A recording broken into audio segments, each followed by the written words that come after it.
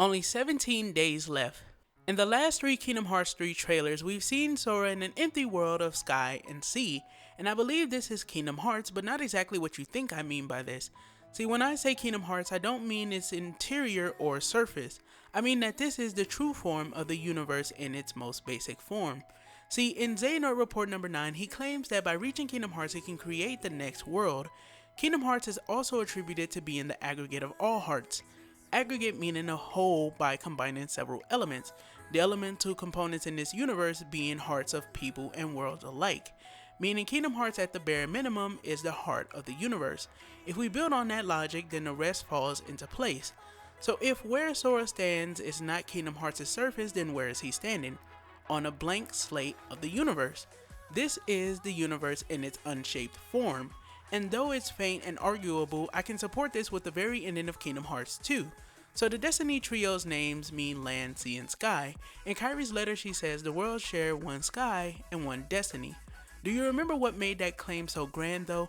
Sora's name means sky and the worlds share one sky, meaning that by that claim, then of course the destiny that she mentions is also the destiny that Sora will give to the worlds. Then they should share one sea as well.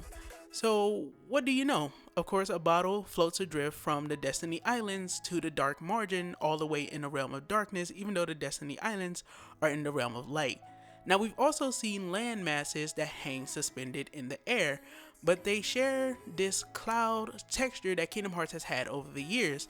So that's a given, I think, for the context of this theory that this is Kingdom Hearts, of course, as in the universe in its unshaped form. So now we must ask, why would the universe be a clean slate? Well, Master Xehanort can be seen in the final battle trailer either claiming Kingdom Hearts or corrupting it. And his dream is to put the universe's spectrum into equilibrium to create a world that no one has ever set foot on before.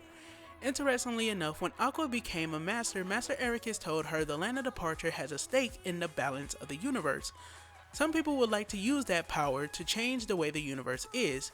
Xehanort destroying it could be seen as the original event that made the Heartless invasion possible, because he gave darkness a leg up by hindering or removing that stake from the Land of Departure, like a floodgate being lifted and darkness spilled over like water.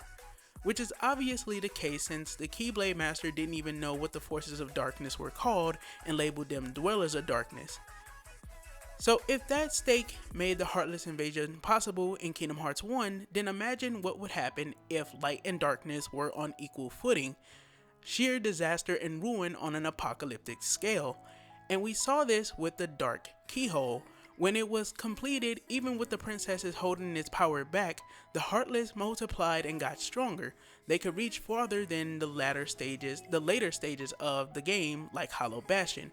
So if we take all those events and facts into consideration, again imagine a world in which light has no advantage over darkness. But see, this isn't even something you need to imagine because Ericus already told us this train of thought was indeed the outcome. The day Master Xehanort struck him and scarred his face, revealing his ability to use the power of darkness. So then the question becomes, what will Sora do? Well, harkening back to Master Xehanort Report number 9, I think he will be forced to create the next world. This has been the symbolism of the keychain around his neck. Or, simply put, he'll put things back to the way they were.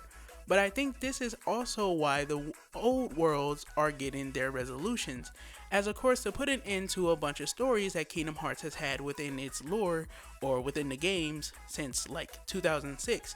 Obviously, I don't think Nomura wants to leave a lot of these worlds just open to interpretation for what happened to the characters, but rather put a legitimate end to them by of course ending their original at least trilogy of films. And of course this is why we have the return of the Caribbean and Olympus, and of course they're even going as far as to take the Caribbean and parts of Olympus and stuff that they didn't even get to for that world and cramming them all into the worlds of Kingdom Hearts 3's interpretation of these worlds. So with that being said, this also can be attributed to Kairi's grandmother's story. So in Kairi's grandmother's story, she states that the reason why the worlds are separated is because the worlds were recreated by the light within children's hearts. This light within children's hearts was used to separate, of course, the worlds. But when Kingdom Hearts returns, or the light that the worlds used to be bathed in when they were one world, when that returns, then of course by context I think she meant that when the Kingdom Hearts returns from the darkness, when the door is open and the light returns, the worlds will become one again. And I think that this is what Sora is meant to do. He's meant to shape the way the world will be after he defeats Master Xehanort. Whew, that was a lot to get out. But I think that Sora would never truly take up the status that he's meant to, even if he does do this. So I don't think that this means that, of course, even if he can achieve a godly level of power, or as long as he's within Kingdom Hearts, he'll have a godly level of power. I don't think that that's the case. And I know a lot of people are going to bring this up, so let me talk about it. In the Kingdom Hearts series, I think it's been very interesting that the power of the heart has been attributed to, of course, the way people see characters, in the sense that I'm speaking on like Xion. Xion and her heart, and of course what happened with her getting connected to Roxas, led to certain characters being able to see her as Xion, a character that looked a little bit closer to Kairi in appearance rather than just looking like a blank puppet, which is why she wore the hood, well, which is why other characters for some reason saw her still being hooded instead of seeing her being unhooded, and of course, I don't know if that's a word, but her being unhooded and of course seeing a little puppet face. But obviously that was the case in that situation. And I feel like with Kingdom Hearts, it's kind of the same thing. If it's just an aggregate of all hearts, meaning an aggregate of human hearts, I guess you could say heartless hearts, and obviously of course the hearts of worlds, then it has to be the heart of the universe, essentially the progenitor of the whole universe, meaning the creator of the whole universe. So if that's the case, then of course, obviously Kingdom Hearts can shape the universe. And if it can shape the universe, in Kairi's grandmother's story, she already confirmed that if the light returns, Kingdom Hearts returns, then the worlds will be put together once again and become one world. So I think that what's going to happen in Kingdom Hearts 3 and why Sora is here is because it's his destiny or his fate. As he says in the opening of the game, if it's your fate, then every step forward will always be a step closer to home. So it's his fate for him to be the one to shape the next world. And there you go. So this has been your boy Amaziah. Don't forget to do a little A-class gaming, and everything you do, don't forget to keep it A-class. I hope you guys are enjoying our countdown to Kingdom Hearts 3, day 17, coming at you guys with a little bit more ambiguous of a theory. I can tell a lot of people are probably going to be against this one, but I mean, at the end of the day, like with all theories for any series, you just have to wait and see what happens when the game comes out. What's left of me?